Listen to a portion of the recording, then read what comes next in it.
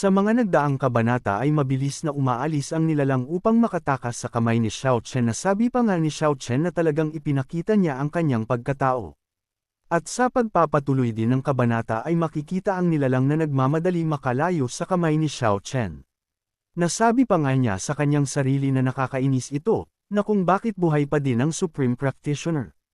At mukhang may malaking mangyayari. Subalit natigil ang kanyang mga sinasabi nang biglang nagsalita si Xiao Chen sa kanyang likuran na kung bakit napaka-bagal nito tumakbo. Agad niya itong hinarap at nakita niyang si Xiao Chen ay nakasakay sa flying machine. Dahil dito ay nabalutan ang kanyang katawan ng takot habang sinasabi sa kanyang sarili na tapos na. Naghanda naman ng atake si Xiao Chen upang atakihin ang nilalang. Matapos ang paghahanda ni Xiao Chen ay kanya na itong pinakawalan at sumambulat sa harap ng nilalang ang malaking palad na hindi niya na maiiwasan. Nang sandaling tumama ang atake ni Xiao Chen ay nagkaroon ng malakas na pagsabog. Hanggang sa umabot pa ito sa baba nang bumagsak ang katawan ng nilalang. Agad naman na lumapit si Xiao Chen at sinabihan niya ang nilalang na huwag na itong magpanggap, meron ka ba talagang takot sa puso mo? Lumabas na ang lalaking iyon, oras na para tapusin ang dati nating pagkakaibigan. Nagtataka naman si Black sa iminungkahi ni Xiao Chen. Makikita naman sa lupa ang nilalang na nagbabago ng anyo. Inihayag niya na sa harap ng Supreme Physical Cultivation, dapat mayroong ilang pagganap na hindi maaaring maging mababa sa lahat. Supreme Master ng Physical Cultivation, matagal-tagal na ding hindi tayo nagkita. Kinumpirma naman ito ni Xiao Chen na tama ang sinabi mo Demon Heart Shinto. Inihayag din ni Demon Shinto na Supreme Master ng Physical Cultivation, tinalo muna ako ng isang beses, at ngayon gusto ko itong ibalik sayo. Sarkastiko namang sumagot si Xiao Chen na kung natalo na kita ng isang beses, ay kaya kitang talunin muli, sa pagkakataong iyon ay nabuhay ka pa, ngayon ay papatayin na kita. Agad na pinakawala ni Xiao Chen ang kanyang aura at lumitaw ang kanyang baluti. Naagad din namang nagpalat si Black ng kanyang anyo. Pinakiramdaman naman ni Demon Shinto ang lakas ni Xiao Chen. At nang matapos niya itong mahulaan ay agad siyang tumawa ng malakas at sabay niyang sinabi na tama ang hula ko. Supreme Master ng Physical Cultivation, ang iyong kasalukuyang antas ng cultivation ay mas mahina kaysa dati. At umaasa ka na sirain ang aking katawan. Habang nagpapalit ng anyo at naglalabas ng aurang itim ay sinabi niya na nanaginip ka. Matapos ang kanyang pagpapalit ng kanyang anyo ay hinamon niya na si Xiao Chen na simulan na nila. Agad naman na nagpakawala si Xiao Chen ng kanyang atake na kung tawagin ay Tianwang Fist. Nang makita naman ni Demon Shinto ang pinakawalang atake ni Xiao Chen ay agad siyang naghanda ng kanyang depensa. Nang sandaling tumama ang atake ni Xiao Chen ay lumabas ang formation na nagawa niyang depensahan ang atake. At hindi lang yun dahil kinuha din ni Demon Shinto o mas kilalang Dao Xuan, ang ataking pinakawalan ni Xiao Chen. At agad niya itong binalutan ng kanyang aura na dahilan upang kanya itong magamit. Tuwang-tuwa si Dao Xuan dahil sa kanyang pagkakaalam na kaya niya ng labanan ang Supreme. Mayabang din niyang sinabi kay Xiao Chen na Supreme Master ng Physical Cultivation, ang iyong lakas ay lubos na hamina. Sa sinabi ni Demon Shinto ay binigyan lang din naman siya ng ngiti ni Xiao Chen. At naghanda na ulit ng kanyang atake. Agad niyang pinakawala ng kanyang atake na kung tawagin ay 8 Fist Heaven Reversal. Tinuwanan naman ni Dao Xuan ang pinakawalang atake ni Xiao Chen. At sabay niyang inilabas ang kanyang itim na aura upang sumugod. Bigla namang nawala si Dao Xuan sa kanyang pwesto. Nang mapansin ito ni Xiao Chen ay kanyang nakilala ang teknik na kung tawagin ay ang Time and Space Stagnation. Nagtaka naman si Xiao Chen na sabi pa nga niya na nawala ba ang kapangyarihan niya. Ngunit bigla namang lumitaw sa kanyang harap si Dao Xuan. At nagpakawala ng isang atake na hindi naman naiwasan ni Xiao Chen at sulong-salo ang atake ni Dao Xuan. Pumalibot kay Xiao Chen ang itim na aura na nagmamula sa kanyang pinsala at unti-unti na siyang nanghihina. Tuwang-tuwa naman si Dao Xuan na sabi pa nga niya na ito ang aking paraan, na ibahin ang yang at yin, ibahin ang anyo sa kawalan. Dagdag pa niya na mawala ka na Supreme Body Cultivation. Sa puntong ito ay wala ng buhay ang katawan ni Xiao Chen. Tuwang-tuwa si Dao Xuan habang kanyang sinasabihan si Xiao Chen na mawala sa mahabang ilog ng panahon. Bumagsak ang katawan ni Xiao Chen na wala ng buhay habang si Black naman ay hindi makapaniwala dito. Hindi alam ang gagawin ni Black sa kanyang nakikita dahil sa sobrang pagkabigla. Habang si Dao Xuan naman ay tuloy lamang sa kanyang pagtawa sa pag-aakalang napatay niya na si Xiao Chen, at isinigaw pa nga niya na Supreme Body Cultivator, huwag basta-bastahin ang aking paraan dahil kapag tinamaan ka nito ay siguradong mamamatay ka. Ngunit habang nagsasaya si Dao Xuan ay dahan-dahan namang lumabas ang aurang asul at itim na kung tawagin ay 9 Revolution Life and Date Technique. At lumabas si Xiao Chen dito habang may seryosong ekspresyon. Nagulat naman si Dao Xuan sa kanyang nakikita at hindi makapaniwala. Mabilis namang sumugod si Xiao Chen patungo sa kanya. At sa bilis ni Xiao Chen ay hindi na nakaiwas si Demon Shinto habang bakas sa kanyang mukha ang pagkabigla. Binigyan lang naman siya ni Xiao Chen ng isang ngiti na parang nang asar pa.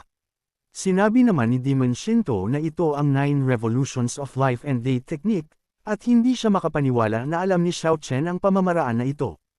Hinanda naman ni Xiao Chen ang kanyang kamao at nababalutan ito ng aura habang kanyang sinasabi na marami kang hindi alam. Salong-salo ni Dao Xuan ang malakas na suntok na direktang tumama sa kanyang mukha. Ngunit hindi naman pumayag si Dao Xuan na dito lang ito magtatapos, kaya naman agad niyang nilabas ang kanyang aura sa kanya at pinadaloy ito kay Xiao Chen. Mabilis naman na lumayo si Xiao Chen dahil sa aurang inilabas ni Dao Xuan. At agad niyang inilabas ang kanyang asul na enerhiya upang hindi na kumapit ang aura ni Dao Xuan. Sa isip-isip pa nga niya na ang paraan ng lalaking ito ay talagang pambihira. Pambihirang martial artists, kung wala silang life-saving martial arts skills ang taong makakaharap nito, maaari silang patayin ni Yin kung sila ay direktang magkaharap. Matapos ang kanyang maikling pag-iisip ay agad niyang pinakawalan ang kanyang atake, dahil dito ay sumambulat sa harap ni Dao Xuan ang maraming kamao. Mabilis naman na gumawa ng kanyang depensa si Dao Xuan upang hindi siya tamaan ng maraming kamao na kanya namang napagtagumpayan. Galit niya ding sinabi kay Xiao Chen na Body Cultivation Supreme, kahit na alam mo ang pamamaraan ng 9 Transformation Life and Death Technique, ay wala ka pang paraan para talonin ang aking Dao. Nasabi na lang ni Xiao Chen na ang lalaking ito ay bahagyang abala. Kahit na ang siyam na pagbabagong pamamaraan ng buhay at kamatayan ay maaaring pansamantalang sugpuin ito, ang antas ng aking paglilinang sa siyam na pamamaraan ng pagbabagong buhay at kamatayan, ay hindi sapat upang makamit ang pangmatagalang pagsupil. Sa paglipas ng panahon, ito ay lubos na makikinabang sa kanya. Sinabi naman ni Black na ang lalaking ito ay may malakas na Dao. Gusto kong subukan at makita kung kaya ko siyang lumunin. Sinang-ayunan naman ni Xiao Chen ang sinabi ni Black dahil maganda rin ito upang malaman ang lakas ni Black. Hindi naman na nagpaligoy-ligoy pa si Black at kanya nang hinanda ang kanyang abilidad.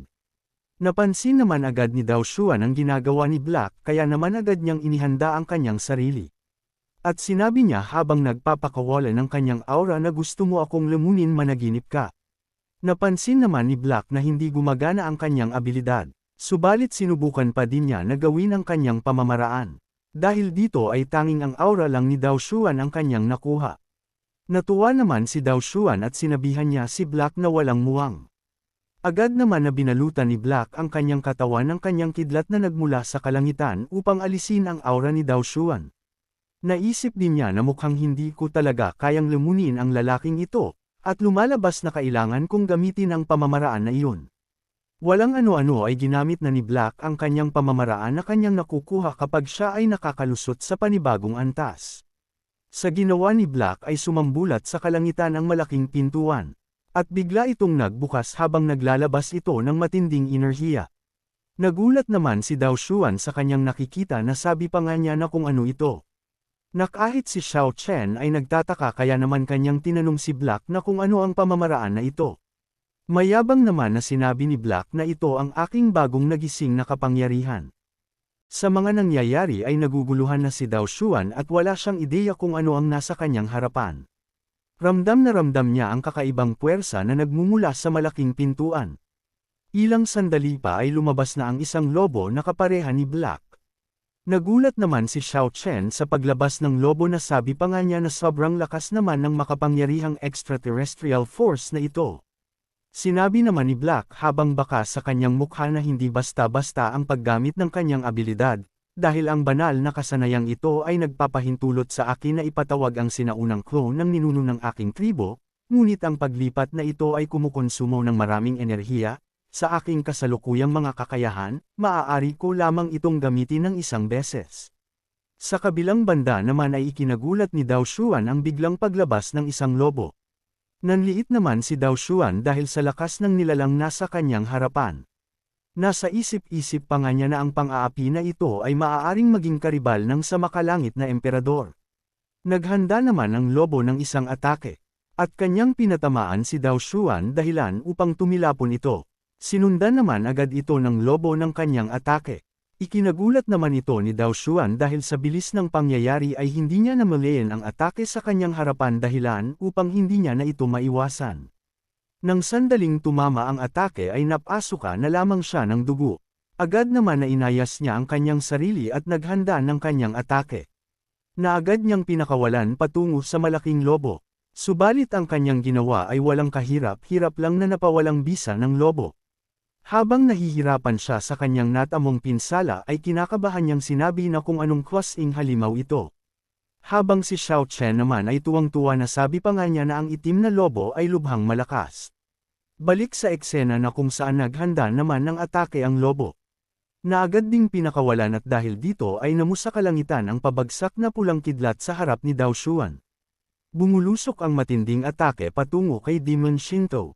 Dahilan upang minas na naman siya at naghanda ng kanyang depensa. Agad na nilabas niya ang kanyang depensa sa pag-aakalang kaya niyang pigilan ito. Nang sandaling tumama ang atake ay napigilan niya naman ito. Subalit dahil sa patuloy na pagbulusok nito ay malapit ng mawasak ang ginagawang depensa ni Demon Shinto. Dahilan din upang kabahan na siya at hindi na makapag-isip kung ano ang kanyang gagawin. Nang sandaling masira ang kanyang depensa ay tuluyan ng tumama sa kanya ang atake. Salong-salo ni Demon Shinto ang malakas na atake. At hindi lang ito dahil nagpatuloy ang atake na parang isang Tribulation Thunder at nilamon ang katawan ni Demon Shinto. Habang si Xiao Chen naman ay tuwang-tuwa sa kanyang nakikita. Manghang-mangha siya sa ipinakitang lakas ng ancestor ni Black. Matapos ang atake ay makikita ang katawan ni Dao Xuan sa lupa. Maya-maya pa ay bumangon na ito habang nakatingin sa lobo. Dahan-dahan naman na naglalakad ang lobo patungo sa kanya. Sa isip-isip naman ni Demon Shinto habang nahihirapan na paano nagkaroon ng nakakatakot na halimaw sa Nine Realms, kahit na ang sinaunang lahi ng hayop ay hindi magiging napakalakas. Pinagtawanan naman siya ni Black at sabay niyang sinabi na naubos na ang iyong lakas. Sinabi naman ni Demon Shinto na ang iyong mga kasanayan at kakayahan ay talagang naging mahirap para sa akin, master ng pisikal na cultivation. Ngunit ang aking mga mystical na pamamaraan ay hindi lamang iyon. Matapos niyang magsalita ay agad niyang inilabas ang isang bagay na naglalabas ng matinding pressure. Nang makita naman ito ng lobo ay natigilan siya dahil naramdaman niya ang bigat na nilalabas nito. Nasabi pa nga niya na kung ano ang bagay na ito na naglalabas ng matinding puwersa. Habang si Xiao Chen naman ay nahihirapan na sa pressure, nasabi pa nga niya na sobrang bigat naman ng pressure na ito. Sinabihan naman ni Dao Xuan si Xiao Chen na Supreme Physical Cultivation, ang Pulse Ares na ito ay regalo ng makalangit na emperador, at ang antas ng grado nito ay higit na lumampas sa ika-9 na baitang ng makalangit na emperador. Hindi naman itinanggi ni Xiao Chen ito na sabi pa nga niya na malakas talaga ang nilalabas na puwersa nito. Yumuko naman na si Black at hinayaan niya na lamang na si Xiao Chen ang humarap kay Dao Xuan. Dahan-dahan naman na naglalaho ang lobong ancestor ni Black. Sa puntong ito ay sinabihan ni Black si Xiao Chen na mag-iingat ito dahil ang mahikang bagay ay lubhang makapangyarihan. Hinanda naman ni Xiao Chen ang kanyang sarili upang harapin ang mga gagawing atake ni Dao Xuan. Iminungkahi din ni Dao Xuan na Supreme Master of Physical Cultivation, alam ko na kapag nakatagpo ka ng lakas, nagiging mas malakas ka, ang presyon ng Jade Bracelet na ito ay makakatulong sa iyo na makalusot. Kaya naman bilasan muna at mamatay, agad niyang inihanda ang kanyang atake. Naagad namang nagtungo kay Xiao Chen at pinalilibutan siya ng aura ni Dao Xuan. Hindi naman nabahala si Xiao Chen sa kanyang nakikita. Maya-maya pa ay bigla na lang bumuhos ang isang malakas na enerhiya kung saan nakatayo si Xiao Chen. Nagpatuloy ang ganitong kaganapan. At makalipas ang ilang sandali ay natapos na din ito na sabi pa nga ni Dao Xuan na Supreme Physical Cultivation, maglakad ng maayos sa lahat ng paraan. Ngunit nanlaki ang kanyang mata nang maaninag niya si Xiao Chen. Si Xiao Chen naman na manatiling nakatayo at hindi umaalis habang nababalutan ng makapal na aura. Nasabi na lang din ni Dao Xuan na walang alinlangan, siya ang pinakamataas na master ng pisikal na cultivation. Na kahit nakaharap sa aking walang talo na Dao, ay buhay ka pa din. Ginamit naman ni Xiao Chen ang kanyang lakas upang magsilayas ang aurang nakapalibot sa kanya. Gaya ng dati ay nagulat na naman si Dao Xuan sa kanyang nakikita. Ngunit mayabang pa ding sinabi ni Dao Xuan na mayroon ka talagang paraan upang iligtas ang iyong sarili. Sinabihan naman siya ni Xiao Chen na kung mayroon pa bang ibang paraan si Dao Xuan. Dahil kung wala na ay oras kun aman. Galit namang sinabi ni Dao Xuan na magpanggap na mahiwaga, hindi ako naniniwala na ang iyong paraan ng cultivation sa buhay ay walang katapusan. Sa puntong ito ay nilabas na ni Dao Xuan ang buo niyang potensyal na lakas. Upang kanya nang mapatay si Xiao Chen at makikitang biglang nag-iba ang kanyang mata na naging kulay pula. At nagpapalabas ng makapal na aura sa kanyang katawan. Matapos ang maikling paghahanda ay agad na pinakawalan nito ang kanyang atake patungo kay Xiao Chen. Hindi naman naiwasan ito ni Xiao Chen at sulong-salo niya ang atake ni Dao Xuan na dahilan ang tumilapon siya dito. Inihayag din ni Dao Xuan kay Xiao Chen na sa pagkakataong ito, nakikita ko kung ano pa ang ibig sabihin mo. Maaaninag naman si Xiao Chen na nakatayo at nababalutan ng makapal na aura. Ginamit naman ni Xiao Chen ang kanyang lakas upang matanggal ito sa kanyang katawan. At nang mawala ito ay sinabihan niya si Dao Xuan na gusto mo ba talagang malaman yun? Na kung ano ang iba pang paraan na mayroon ako. Nang marinig ito ni Dao Xuan ay kabado niyang sinabi na dulo ka lang ng malakas na pana. Nakangiti namang sinabi ni Xiao Chen na dahil gusto mong makita ito ay ipapakita ko sa iyo. Dahil nakarating ka na sa part na ito ay inaanyayahan kita na pindutin ang like at mag-subscribe at i-on ang notification bell. At kung gusto mo naman na suportahan ng matindi ang bidang hangal na ito ay maaari mo ding pindutin ang super thanks sa ibaba para mas lalong ganahan ang hangal na ito. Maraming salamat mga bida. Agad na pinakawalan ni Xiao Chen ang kanyang tinatagong kapangyarihan na ibinigay sa kanya ng God of Titan.